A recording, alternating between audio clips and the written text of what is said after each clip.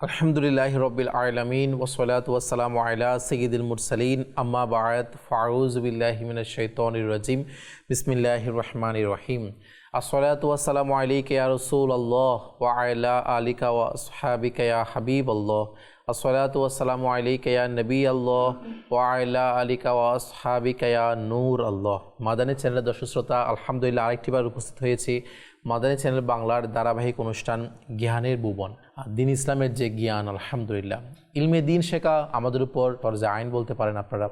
তো as a মুসলিম হিসেবে, as a মুসলমান হিসেবে আমাদের ইলমে দিন ইসলামের জ্ঞান অর্জন করা এটা প্রতিনিয়ত আমাদের অভ্যাস থাকা উচিত, এবং ইলমে দিন অর্জনের গুরুত্ব তো কখনো বলে শেষ করা যাবেও না। হাদিস শরীফের মধ্যে অসংখ্য জায়গায় আমরা শুনতে পাই যে ইলমে দিন শেখা আমার নবী বলেছেন আমাদের জন্য ফরজ রয়েছে। তো সেজন্য দর্শক আমাদের উচিত কিতাব পড়তে অভ্যস্ত হওয়া, আর সেই কিতাবগুলোর ফজিলত, কিতাব পড়লে কি ফায়দা, কি বরকত, সেগুলো আপনাদের কাছে তুলে ধরার জন্যই আমাদের এই অনুষ্ঠান। তো আল্লাহ পাকের দয়া অনুষ্ঠানের মধ্যে আমাদের একটি আলহামদুলিল্লাহ কিতাব সম্পর্কে বিস্তারিত জানার সৌভাগ্য হয়ে থাকে। দর্শক, আজকে ইনশাআল্লাহ আমরাও খুবই গুরুত্বপূর্ণ একটি কিতাব নিয়ে আপনাদের সামনে আলোচনা করব। তার আগে আসুন অনুষ্ঠানের শুরুতে যে আমরা দুরূদ শরীফ পাঠ করেছিলাম, এই দুরূদ শরীফ পাঠ করার কেমন ফজিলত ও বরকত রয়েছে সে সম্পর্কে একটি হাদিস শরীফ শ্রবণ করি। এই হাদিস শরীফটাও কিন্তু বলবো আজকের আমাদের আলোচ্য কিতাবের বইয়ের পৃষ্ঠা থেকে। দুরূদ শরীফ পাঠ করার ফজিলত আজকের আমরা যে কিতাব নিয়ে আলোচনা করব সেই কিতাবের মধ্যে রয়েছে এরকম যে মদিনার তাজদার রসুলগণের সরদার হুজুরপুর নূর সাল্লাল্লাহু তাআলা আলাইহি ওয়া আলিহি ওয়াসাল্লাম ইরশাদ করেন, হে লোকেরা, নিঃসন্দেহে কিয়ামতের দিনের ভয়াবহতা ও হিসাব নিকাশ থেকে তাড়াতাড়ি মুক্তিপ্রাপ্ত ব্যক্তি সেই হবে যে তোমাদের মধ্যে আমার প্রতি দুনিয়াতে অধিক হারে দরুদ শরীফ পাঠ করবে। সুবহানাল্লাহ, সুবহানাল্লাহ। আমার নবীর খুবই সুন্দর হাদিস শরীফ আজকের আমাদের আলোচ্য কিতাবের মধ্যে এসেছে। মাশাআল্লাহ, যে আমরা যদি বেশি পরিমাণে দরুদ শরীফ পাঠ করি তাহলে কিয়ামতের দিন তাড়াতাড়ি আমাদের হিসাব নিকাশও নেওয়া হবে আল্লাহ পাকের দয়া, এবং আমরা কিয়ামতের ভয়াবহতা থেকেও বাঁচতে পারবো। আল্লাহ তাআলা আমাদেরকে বেশি পরিমাণে দরুদ শরীফ পাঠ করার তৌফিক দান করুক, আমিন। আসুন আমরা মহব্বত সহকারে একবার দরুদ শরীফ পাঠ করি। সল্লু আলাল হাবিব সাল্লাল্লাহু তাআলা আলা মুহাম্মদ সাল্লাল্লাহু তাআলা আলাইহি ওয়া আলিহি ওয়াসাল্লাম। দর্শক, আজকে আমরা যে কিতাব নিয়ে আলোচনা করব সেই কিতাবের ব্যাপারে জানার জন্য, বোঝার জন্য প্রথমে একটি ঘটনা ওই কিতাব থেকে আপনাদেরকে বলবো, তাহলে বুঝতে পারবেন ওই কিতাবের বিষয়বস্তু কী, ওই কিতাবের নাম কি। এই কিতাবটার মধ্যে একটি ঘটনা প্রথমত এই কিতাবের প্রথম দিকে রয়েছে, যেটি হযরত সাইয়েদনা আহমদ বিন ইসহাক রাহমাতুল্লাহি তাআলা আলাইহি তিনি বর্ণনা করেন। তিনি বলেন, আমার ভাই দরিদ্র হওয়া সত্ত্বেও আল্লাহ পাকের সন্তুষ্টি অর্জনের নিয়তে প্রতি বছর সে কোরবানির ঈদে কোরবানি করত। সুবহানাল্লাহ। তার ইন্তিকালের পর আমি স্বপ্নের মধ্যে দেখছি যে কিয়ামত সংগঠিত হয়ে গিয়েছে এবং মানুষ তার নিজ নিজ কবর থেকে উঠে যাচ্ছে। হঠাৎ আমার মরহুম ভাইকে আমি একটা সুন্দর বিচিত্র বর্ণের ঘোড়ার আরোহী অবস্থায় তাকে দেখলাম। তার সাথে আরও অনেক ঘোড়া ছিল। আমি জিজ্ঞেস করলাম, হে আমার ভাই, আল্লাহ পাক আপনার সাথে কীরূপ আচরণ করেছেন? তিনি বলেন, আল্লাহ পাক আমাকে ক্ষমা করে দিয়েছেন। সুবহানাল্লাহ। তিনি জিজ্ঞেস করলেন কোন আমলের কারণে? উনি উত্তরে বললেন, একদিন কোনো এক গরিব বৃদ্ধা মহিলাকে সওয়াবের নিয়তে আমি একটি দিরহাম দান করেছিলাম। আল্লাহু আকবার। ওই দানই আমার কাজে এসে গিয়েছে, আল্লাহ পাক মাফ করে দিয়েছে। সুবহানাল্লাহ।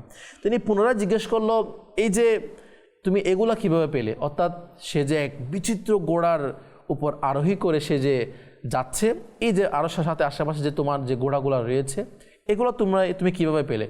তো সে বলল, এই যে একটা বিচিত্র ঘোড়ার আরোহী অবস্থা তুমি আমাকে দেখতে পাচ্ছ, এই যে ঘোড়া যেটি খুবই সুন্দর, এগুলো হচ্ছে ওই সকল আমার আল্লাহ পাকের রাস্তায় দেওয়া কুরবানি পশু, যা আমি কুরবানির ঈদের মধ্যে, ঈদে কুরবান যে আমরা বলি, ঈদুল আজহার মধ্যে আমি আল্লাহর রাস্তায় যে কুরবানি দিতাম, যে পশুগুলা, সেগুলো আল্লাহ পাকের দয়া এখন বিচিত্র ঘোড়া হয়ে, সুন্দর ঘোড়া হয়ে, মনোমুগ্ধকর ঘোড়া হয়ে আমার এখন সওয়ারি হয়েছে। আমি আরোহণ করে আমি এই যে যাচ্ছি, সফর করছি। এই যে কিয়ামতের দিন আমাকে তুমি এই অবস্থায় দেখতে পাচ্ছ, যে আপনি ঘোড়া করে এখন কোথায় যাচ্ছেন, তার ভাই জিজ্ঞেস করলো। তখন তার ভাই জবাব দিল, আমি ঘোড়া করে আলহামদুলিল্লাহ জান্নাতের উদ্দেশ্যে যাচ্ছি। সুবহানাল্লাহ সুবহানাল্লাহ। এই কথা বলে এই বর্ণনাকারে বলছে, তিনি আমার দৃষ্টি থেকে অদৃশ্য হয়ে গেল। আল্লাহ পাকের রহমত তার উপর বর্ষিত হোক এবং তার সদকায় আমাদের বিনা হিসাবে ক্ষমা হোক, আমিন আমিন। দর্শক শ্রোতা, এই ঘটনা থেকেই আপনারা একটা নাম শুনেছেন, বিচিত্র ঘোড়া। সুবহানাল্লাহ, আলহামদুলিল্লাহ। এই ঘটনা থেকেই নেওয়া আমাদের আজকের কিতাবের নাম, আজকের রিসালার নাম বিচিত্র ঘোড়ার আরোহী। সুবহানাল্লাহ সুবহানাল্লাহ। দর্শক, আপনারা এই ঘটনা থেকেই বুঝে উঠতে পেরেছেন আশা করি যে আলহামদুলিল্লাহ আমাদের এই রিসালাটা, এই কিতাবের মধ্যে কোন বিষয়গুলো নিয়ে আলোচনা এসেছে। সেটা হচ্ছে যে ঈদুল আজহা, আলহামদুলিল্লাহ যে কুরবানি আমরা করে থাকি, ঈদে কুরবান, আমরা যে কুরবানি পশু আলহামদুলিল্লাহ জবাই করে থাকি, কুরবানি কার উপর করা ওয়াজিব, কুরবানি করার কি কি জরুরি মাসআলা মাসাইল রয়েছে, কুরবানি না করলে কি ক্ষতি হয়ে থাকে, কুরবানি না করলে কি আযাব হতে পারে, কুরবানি করার কারণে কেমন ফজিলত, কেমন বরকত, অসংখ্য হাদিস শরীফ, অসংখ্য ঘটনা আলহামদুলিল্লাহ রয়েছে। তো অবশ্যই তার পাশাপাশি খুবই সুন্দর একটি প্রথম পেজ থেকে আমি একটি ঘটনা আপনাদের কাছে তুলে ধরেছি যে আলহামদুলিল্লাহ যে সে কুরবানি করার কারণে আল্লাহ পাকের দয়া সে কুরবানি পশু বিচিত্র ঘোড়া হয়ে কিয়ামত দিন তার কাজে এসেছে এবং সে ঘোড়ার আরোহী হয়ে সে জান্নাতের দিকে যাচ্ছে, জান্নাতের উদ্দেশ্যে যাচ্ছে। সুবহানাল্লাহ। কিয়ামতের কষ্টে অনেকে তো ব্যস্ত, আবার সেই ব্যক্তি সে আলিশান ঘোড়ার মাধ্যমে, বিচিত্র ঘোড়ার মাধ্যমে সে আরোহণ করতে করতে জান্নাতের দিকে চলে যাচ্ছে। তো আলহামদুলিল্লাহ যারা কুরবানি করে তারা কেমন সৌভাগ্যবান হবে কিয়ামতের দিন, তার কিছুটা আমরা মনে করেন দৃশ্য কিছুটা বর্ণনা শোনার সৌভাগ্য হলো। তাই অনুরোধ করব দর্শক শ্রোতা, কুরবানি করা এটা আমাদের জন্য অনেক জরুরি। আল্লাহ যাদেরকে সামর্থ্য দিয়েছে, যে কুরবানি কাদের উপর জরুরি, কাদের উপর কুরবানি ওয়াজিব। কুরবানি যে আমি একটু আগে বললাম, কুরবানি না করলে কি ক্ষতি, কুরবানি করলে কি ফজিলত, কুরবানি বিভিন্ন মাসালা মাসাইল, এই যে একটা বিষয় আছে। দেখেন, আমরা অনেক সময় মাসালা মাসাইল না জানার কারণে অনেকে মনে করে আমার তো কুরবানি করা জরুরি নয়, অনেকে মনে করে আমার তো কুরবানি ওয়াজিব, আমার উপর হয়নি। কিন্তু সে জানে না তার উপর কুরবানি করা ওয়াজিব হয়ে গিয়েছে।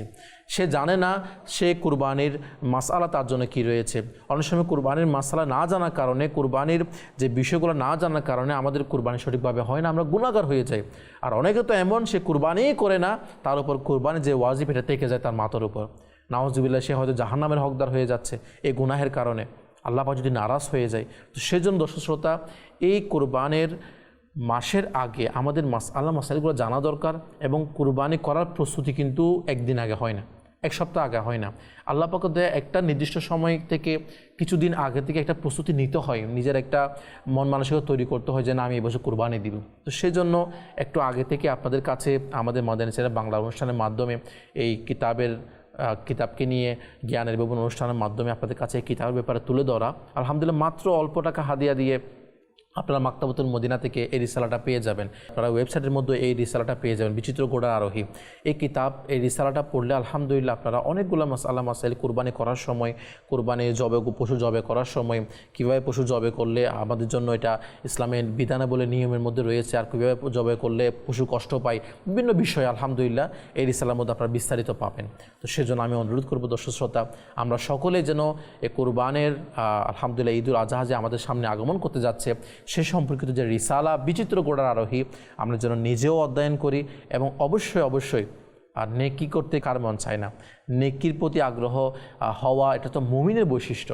তো আমি যখন একটা বিষয় পড়ে গুরুত্বটা বুঝতে পারছি, ফজিলতটা আমি হাসিল করার চেষ্টা করছি, তো আমার অপর মুসলমান ভাই তারা তো এই বিষয়ে জানে না, তারা তো এগুলো সম্পর্কে আমল করছে না, তাদের উপর কুরবানি ওয়াজিব হয়ে যাওয়ার পরও তারা কুরবানি করছে না, এরকম অনেকে আছে আমাদের সমাজের মধ্যে। তো আমরা তো চেষ্টা করি এক একটা রিসালা তাদের কাছে উপহার দেওয়ার জন্য, ও তহফা দেওয়ার জন্য। মাত্র হয়তো অল্প টাকা হাদিয়া রিসালা মাকতাবাতুল মদিনার মধ্যে আপনারা পেয়ে যাবেন। তো অনুরোধ করব আপনাদের সকলকে, 10টা হোক, 20টা হোক, 26টা হোক, 30টা হোক, 112টা হোক, 226টা হোক, আপনারা চাইলে মানুষকে উপহার দিতে পারেন। তারা হবে কি আল্লাহ পাকের দয়া এই হাদিস শরীফগুলো, এই ফজিলতগুলো তারা পড়বে, শুনবে, আমল করবে এবং এর সব আপনিও পাবেন। আল্লাহ পাকের দরবারে দোয়া করে আল্লাহ তাআলা আমাদের সকলকে এই যে আল্লাহ পাকের দয়া, ইলমে দিন ইসলামের জ্ঞান বেশি থেকে বেশি পরিমাণে অর্জন করার সে তৌফিক দান করুক এবং বিশেষভাবে কিতাব অধ্যয়ন করার তৌফিক দান করুক। আমিন বিজাহি নবিল আমিন সাল্লাল্লাহু তাআলা আলাইহি ওয়া আলিহি ওয়াসাল্লাম। সল্লু আলাল হাবিব সাল্লাল্লাহু তাআলা আলা মুহাম্মদ সাল্লাল্লাহু তাআলা আলাইহি ওয়া আলিহি ওয়াসাল্লাম।